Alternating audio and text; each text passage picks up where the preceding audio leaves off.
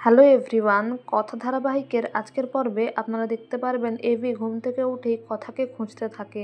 তারপর বলে নিশ্চয়ই নিচে চলে গিয়েছে, গুলবাহারের কথা বলছে। এদিকে এভি ক্যালেন্ডারটা দেখে বলে আমি তো ভুলেই গিয়েছিলাম, কালকে কথার জন্মদিন, কিছু তো একটা প্ল্যান করতেই হবে। তারপর কথা আসছে, সেই পায়ের শব্দে এভি জুতো পরেই শুয়ে যায়। আর কথা বলে কেউ চলাফেরা করছিল মনে হচ্ছে।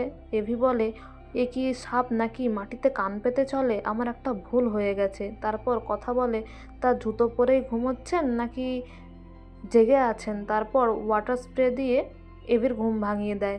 তারপর এভি বলে তুই এরকম করে কি পাস বলতো। কথা বলে আর আপনি যে জুতো পরে শুয়েছিলেন কত জীবাণু আছে জানেন। এভি বলে তুই তো বোটানি স্টুডেন্ট ছিলি, তারপর এজেন্ট হলি, এখন আবার মাইক্রোবায়োলজি। কোথায় যাচ্ছিস বলতো, এখানে থাক না একটু আমার কাছে। তারপর এভি কথাকে কাছে টেনে নেয় আর বলে অনেক দিন পর শান্তিতে ঘুমোতে পেরেছি। তুই টেররিস্টদের সঙ্গে লড়ে নিলি, তোর একটুও ভয় করলো না। কথা বলে পাচকমশাই আপনাকে বাঁচাতে আপনার কথাগুলি সব করতে পারে, তাছাড়া মা আনন্দীর আশীর্বাদ ছিল, কায়দা কানুন ছিল, এইসব তো হতোই, আপনাকে তো বাঁচাতামই।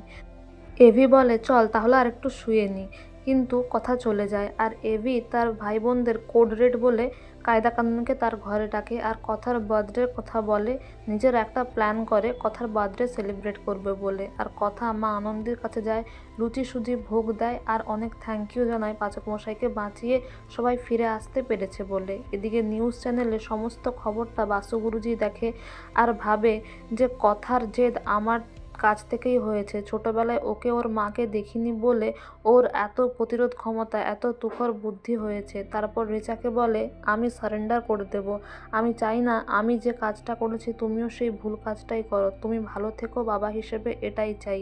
কিন্তু রিচা বলে বাবার সম্পত্তি আমি পাবো কী করে, যদি বাবা সারেন্ডার করে আমি কিছুতেই কথাকে ছাড়বো না।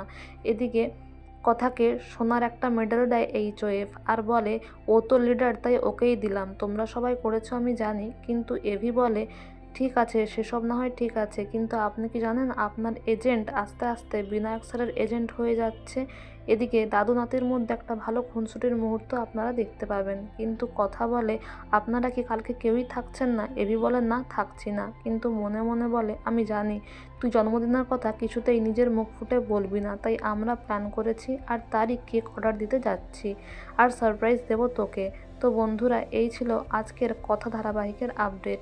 Thank you so much.